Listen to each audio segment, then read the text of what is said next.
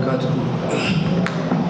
نحمده ونصلي على رسوله الكريم أما بعد فقد قال الله تبارك وتعالى في القرآن الكريم وفي الفرقان المجيد بعد أعوذ بالله من الشيطان الرجيم بفضل بسم الله الرحمن الرحيم ومن يقتل مؤمنا متعمدا فجزاؤه جهنم خالدا فيها وغضب الله عليه ولعنه وأعد له عذابا عظيما.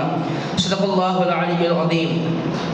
وقال نبينا محمد صلى الله عليه وسلم عن أبي بكرة نفيع بن الحارث الثقفي رضي الله عنه أن النبي صلى الله عليه وسلم قال إذا التقى المسلمان بسيفهما فالقاتل والمقتول في النار. قلت يا رسول الله هذا القاتل فما بال المقتول؟ قال إنه كان حريصا على قتل صاحبه. متفق عليه أو كما قال عليه الصلاة والسلام.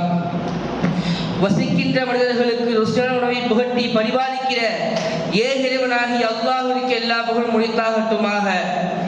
சாந்தியும் சமாதானமும் எமது கண்மணி நாயகம் முஹம்மது முஸ்தபா ரசூலுல்லாஹி ஸல்லல்லாஹு அலைஹி வஸல்லம் அன்னவர்கள் மீதும் அவர்களுடைய குடும்பத்தார்கள் மீதும் எனும் சத்திய சஹாபாக்கள், தாபிஈன்கள், தபா தாபிஈன்கள், நாதாக்கள், சுஹதாக்கள், குறிப்பாக இந்த சபையில் அமர்ந்திருக்கக்கூடிய அல்லாஹ்வின் நன்மக்களாகிய நம் அனைவரின் மீதும் அல்லாஹ்வுடைய கருணையும் சாந்தியும் சமாதானமும் உண்டாகட்டுமாக. ஆமீன்.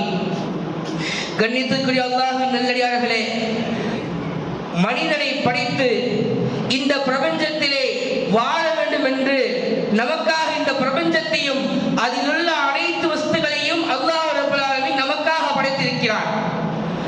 மனிதன் உலகத்திலே எவ்வாறு வாழ வேண்டும், எதை பின்பற்ற வேண்டும் என்று அல்லாஹ் ரப்பல் ஆலமீன் இந்த இஸ்லாமிய மார்க்கத்தின் மூலமாக நமக்கு தெளிவுபடுத்தி காட்டுகிறான். ஹஜ்ரத் ஆதம் அலைஹிஸ்ஸலாத்து வஸ்ஸலாம் அவர்களை படைக்கப்பட்ட நாள் முதல் கொண்டு அல்லாஹ் நீங்கள் பூமியிலே வசிங்கள் என்று அல்லாஹ் அனுப்பி வைத்தார். அந்த அடிப்படையில் ஒவ்வொருடைய வாழ்க்கையும், ஒவ்வொரு மனிதனுடைய வாழ்க்கையும் அல்லாஹ்வால் கொடுக்கப்பட்டது என்று நாம் விளங்க வேண்டும். ஒவ்வொரு மனிதனுடைய வாழ்க்கையும் அல்லாஹ்வால் கொடுக்கப்பட்ட அருட்கொடை என்று நாம் விளங்க வேண்டும். பிறருடைய வாழ்க்கையை பறிப்பதற்காகவும் பிறருடைய வாழ்க்கையை எடுப்பதற்காகவும் அல்லாஹ் படைக்கவில்லை. அவ்வாறு எடுப்பது என்பது ஹராமாக்கி அல்லாஹ் ஹராமாக்கி வைத்திருக்கிறான். அது குழந்தையாக இருந்தாலும் சரி, பெரியவராக யாராக இருந்தாலும் சரி, கொலை என்பது பொதுவாக குற்ற செயலாக நமக்கு முன்னால் காணப்படுகிறது. ஐயாவுல் ஜாஹிலியாவிலே அரபுகள் எந்த அளவுக்கு சொன்னால் பெண் குழந்தைகளை உயிரோடு கொலை செய்து புதைப்போனவர்களாக ஆகியிருந்தார்கள். அப்பொழுது அல்லாஹ் ரஹ்மான் இந்த இறைவசனத்தை இறக்கி வைத்திருந்தான். வலா தக்துலு அவுலாதக்கும் ஹஷ்யத இம்லாக். வறுமைக்கு பயந்து உங்கள் குழந்தைகளை நீங்கள் கொல்ல வேண்டும் என்று அல்லாஹ் கொல்ல வேண்டும் என்று அல்லாஹ் தஆலா தன் திருவழியிலே கூறுகிறான். அப்போது கண்ணியத்துக்குரியவர்களே, எந்த மனிதனையும் பாலிகான எந்த மனிதனையும் அநியாயமான முறையில் கொலை செய்யக்கூடாது என்று அல்லாஹ் தஆலா இந்த வசனத்தின் மூலமாக நமக்கு தெளிவுபடுத்தி காட்டுகிறான். கண்ணியத்துக்குரியவர்களே, இந்த பிரபஞ்சத்திலே இந்த உலகத்தில் நடந்த முதல் பாவம் கொலைதான். அதே போல இந்த உலகத்திலே முதலாக கொலை செய்தவர் நம்ம யார் என்று சொன்னால் ஹஜ்ரத் ஆதம் அலைஹிஸ்ஸலாத்து வஸ்ஸலாம் அவர்களுக்கு பிறந்த குழந்தைகளில் ஒன்றுதான் காபில். கண்ணியமானவர்களே, அல்லாஹ் தஆலா ஆதம் அலைஹிஸ்ஸலாத்து வஸ்ஸலாம் அவர்களுக்கு இரண்டு குழந்தைகள் அல்லாஹ் கொடுத்தான். காபில், ஹாபில். இருவருக்கும் ஒவ்வொரு சகோதரி அல்லாஹ் கொடுத்திருந்தான். பிறகு அல்லாஹ் தஆலா காபிலுடைய சகோதரியை திருமணம் செய்யணும், காபில் ஹாபிலுடைய சகோதரியை திருமணம் செய்யணும் அல்லாஹ் சொல்லிட்டான். இப்போ காபிலுக்கு ஒரு குரோதம் ஏற்பட்டது ஹாபில் மீது. ஏன்னு சொன்னால் காபிலுடைய சகோதரி மிக அழகாக இருப்பாங்க. ஹாபில் என் சகோதரி திருமணம் செய்ய சொல்லி ஒரு குரோதம் வந்தது. இதனால காபில் ஹாபில் நான் உன்னை கொலை செய்ய போல, உன்னை கொல்வதற்கு நான் நாடினேன் என்று சொன்ன பொழுதும் ஹாபில் என்ன சொன்ன தெரியுமா? அது அல்லாஹ் குர்ஆன்ல சொல்றான், லஇம் பஸத்த இலைய யதக லிதக்துலனி. காபிலே, நீ என்னை கொலை செய்வதற்காக வேண்டி உனது கரத்தை நீ கொலை செய்வதற்கு நீ நீட்டினாலும் மா அனபி பாஸதி இலைய யக்துலக். நான் உன்னை கொலை செய்ய மாட்டேன். நீ என்னை கொலை செய்து நாடினாலும் நான் உன்னை கொல்ல மாட்டேன். ஏன்? இன்னி அஹாஃபுல்லாஹ் ரப்பல் ஆலமீன். ஏனென்றால் நிச்சயமாக நான் அல்லாஹ்வை அஞ்சுபவனாக இருக்கிறேன் என்று காபில் சொல்கிறார். கண்ணியமானவர்களே, முஃபஸ்ஸிரீன்கள் எப்படி தஃப்சீர் எழுதுறாங்க? காபில் ஹாபிலை கொல்வதற்கு முன்னால் கடல் நீர் கூட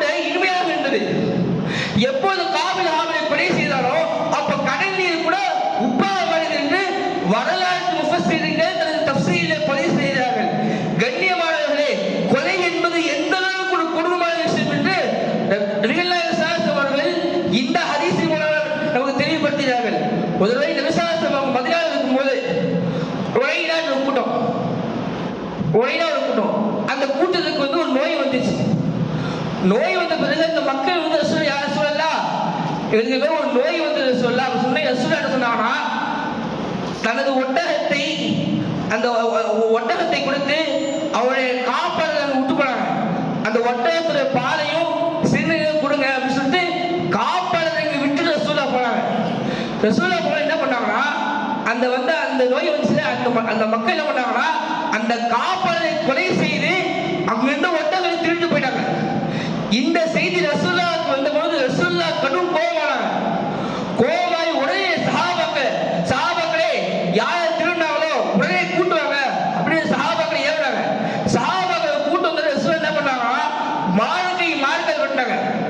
யாரு அந்த காப்பலை கொலை செய்து ஒட்டகம் திருடு போனாங்க, அவர்களுடைய கையை மார்க்கல் வெட்டி அவர் உடலை வந்து பாலையும் எடுத்து தூக்கி போட்டாங்க. கண்ணியமானவர்களை நாம் சிந்திக்க வேண்டும். இந்த ஹதீஸின் மூலமாக நாம் விளங்குவது என்னென்று சொன்னால், கொலை என்பது எந்த அளவுக்கு ஒரு கொடூரமான விஷயம், கொலை செய்தால் எந்த அளவுக்கு தண்டனை இருக்கிறது என்று நாம் சிந்தித்து பார்க்க வேண்டும். கண்ணியமானவர்களே, ஒரு மனிதனுக்கு வந்து கோபம் ஏற்பட்டால், தலைக்கு மேல் கோபம் ஏற்பட்டால் அவன் கண்மூடித்தனமாக அவன் என்ன செய்கிறான் என்று அவன் மறந்து விடுவான். அதனால் நாம் இஸ்லாம் சொல்லுகிறது, கூர்மையான பொருளை கொண்டு கூட நாம் விளையாடக்கூடாது. இன்று நாம் சமீபத்தில் செய்தி கேள்விப்பட்டிருப்போம். 4 சிறுவர்கள், 18 வயது அடையாத 4 சிறுவர்கள் ஒரு இளம் வாலிபரை கத்தியால் சரமாரியாக வெட்டினார்களே. இஸ்லாத்தின் அடிப்படையில் இது கூடுமா? இஸ்லாத்தின் பாதையில் இது கூடுமாங்க? கூடாது. இப்ப கண்ணியமான எந்த ஒரு ஆத்மாவையும் நாம் உயிர் என்பது ஹராம். அதே போல ஹஜ்ரத் மூசா அலைஹிஸ்ஸலாம் அவர்கள் ஒரு இடத்துக்கு போறாங்க. போயிட்டு இருக்கும்போது ரஜுலைனி யக்தத்திலான், 2 கூட்டத்தாருடைய மனிதர்களும் சண்டையிட்டுக் கொண்டாங்க. 2 கூட்டத்தார் மனிதர்களும் சண்டையிட்டுக் கொண்டாங்க. ஹாதா மின் ஷியஅதிஹி வ ஹாதா மின் அதுவி ஃபஸ்தகாஸஹு அல்லதி மின் ஷியஅதிஹி அலல்லதி மின் அதுவி. அந்த 2 கூட்டம் யாருன்னா, ஒரு கூட்டம் கிபத்தி கூட்ட சேர்ந்த மனிதரும், இன்னொரு கூட்டம் யாருன்னா பனீ இஸ்ராயீல் கூட்டத்தை சேர்ந்த மனிதரும்.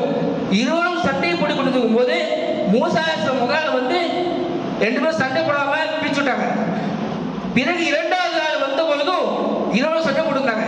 அப்போ பனீ இஸ்ராயீல் கூட்டத்தை வந்து சொன்னாங்கன்னா, அந்த சண்டையிட்ட மனிதர் சொன்னாங்கன்னா, மூசாவை வந்து காப்பாத்துங்க. மூசா என்ன பண்ணாங்கன்னா, மூசா ஃபகதா அலை, அந்த கிபத்தி கூட்டத்தை மனிதர் வந்து வயிற்றோடு குத்திட்டாங்க.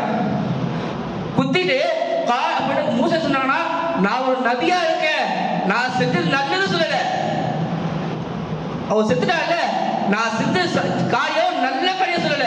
கால ஹாதா மின் அமலி ஷைத்தான், இது ஷைத்தானுடைய சூழ்ச்சியாக இருக்குது மூசா சொன்னாங்க.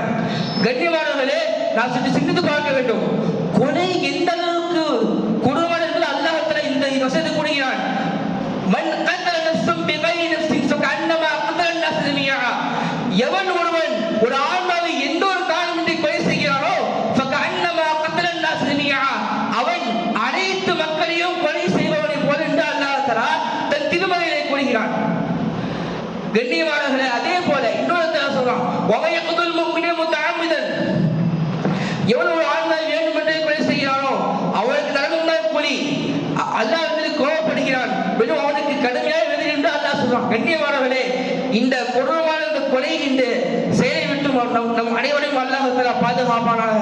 வாஹிரு தஅவானா அனில் ஹம்துலில்லாஹி ரப்பில் ஆலமீன். அஸ்ஸலாமு அலைக்கும் வ ரஹ்மத்துல்லாஹி வ பரகாத்துஹு.